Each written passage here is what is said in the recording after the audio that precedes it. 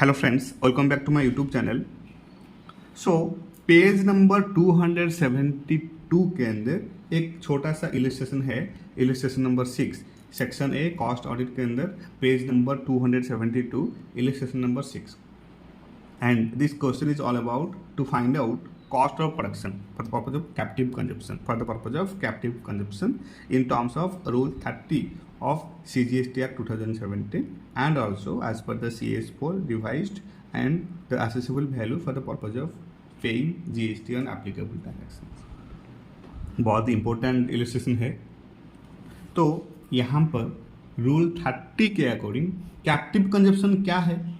See, captive consumption is nothing but it refers to the utilization of goods within the production process itself rather than for sale or distribution, right? Captive consumption को utilize किया जाता है production process के अंदर rather than for sale or distribution. Very simple.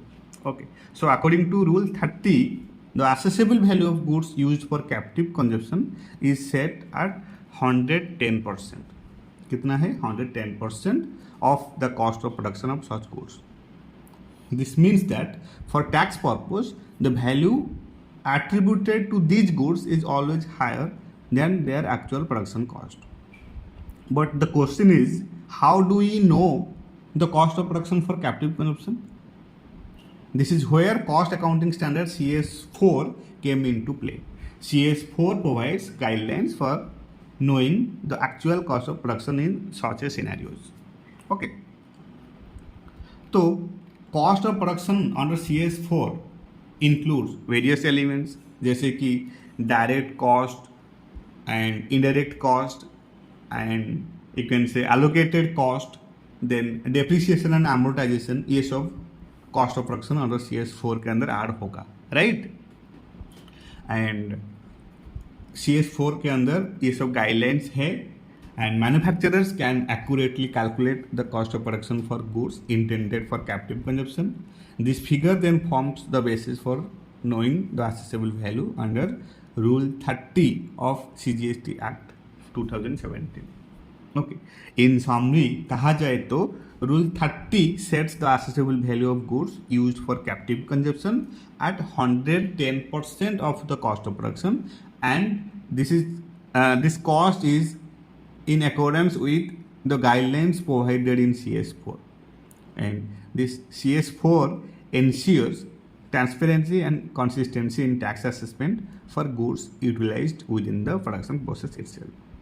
Okay, so accordingly ये जो illustration है ये calculate हो सकता है बहुत easily। हमको rules पता होना चाहिए as I already discussed।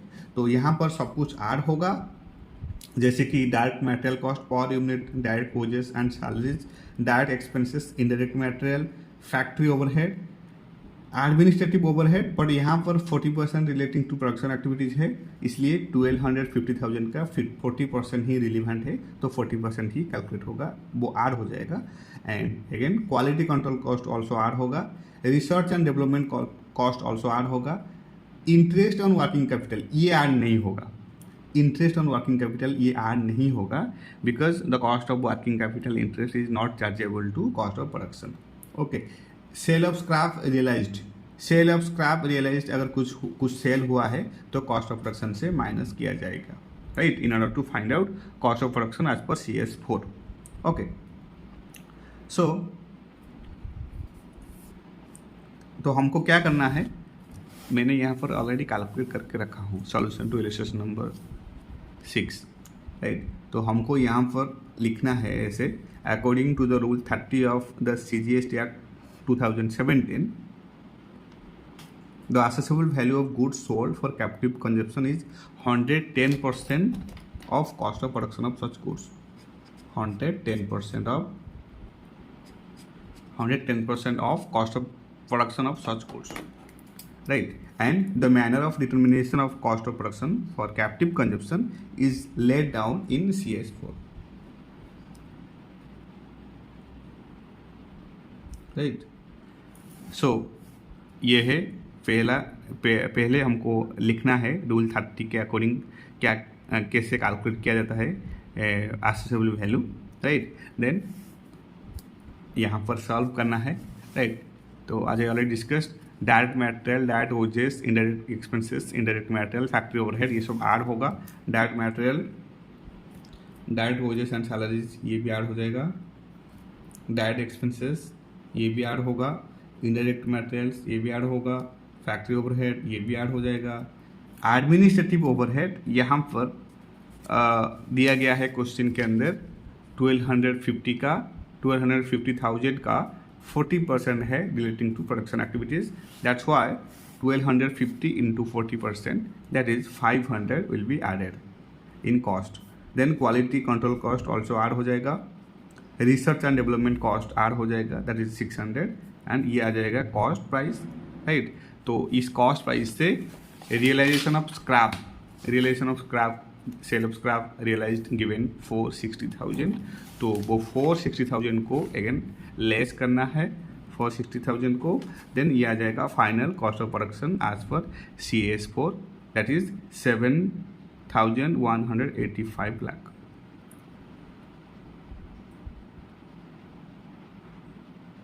Right.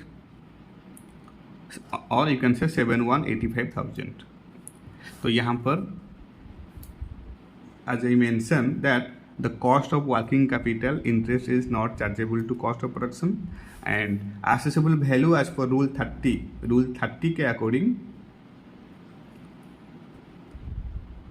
जो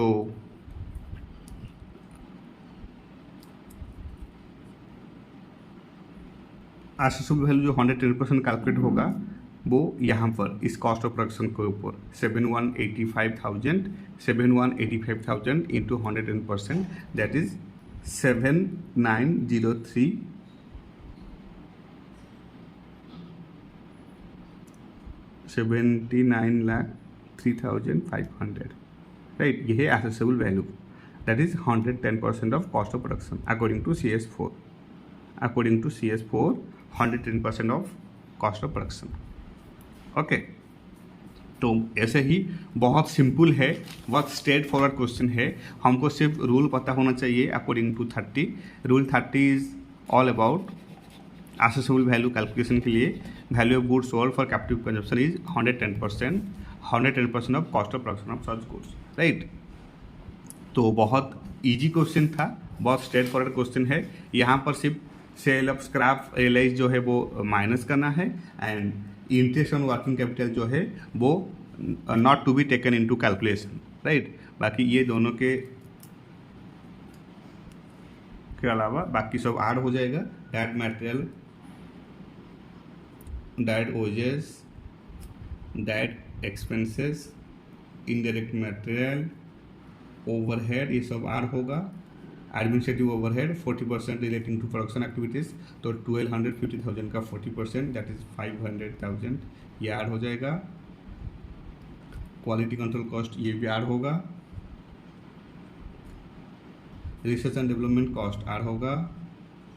interest on working capital ignore करना है, ये अलाउ नहीं होगा। जितना कॉस्ट आएगा वहाँ से सेल ऑफ स्क्रैप को माइनस करेंगे तो आ जाएगा total cost of production, then total cost of production का 110% हो जाएगा assessable value according to rule 30 of CGST rule 2017, right. तो बहुत सिंपल है, स्ट्रेट फॉरवर्ड क्वेश्चन है। हमको सिर्फ पता होना चाहिए कि कैप्टिव कंजप्शन क्या है। Captive consumption means in simple, captive consumption refers to the utilisation of goods within the production process itself rather than for sale or distribution, okay, rather than sale or distribution. And rule 30 के अंदर captive consumption के ऊपर अच्छे से explain किया गया है। Rule 30 के अंदर according to rule 30 assessable value of goods used for captive consumption is set at 110% of the cost of production of such goods. This means that for tax purpose the value attributed to these goods always higher than their actual production cost, right? So this is it all about illustration number 6. इसके next video में हम लोग discuss करेंगे illustration number 7, right? So thank you so much for your time. Thank you so much for your support and happy studying.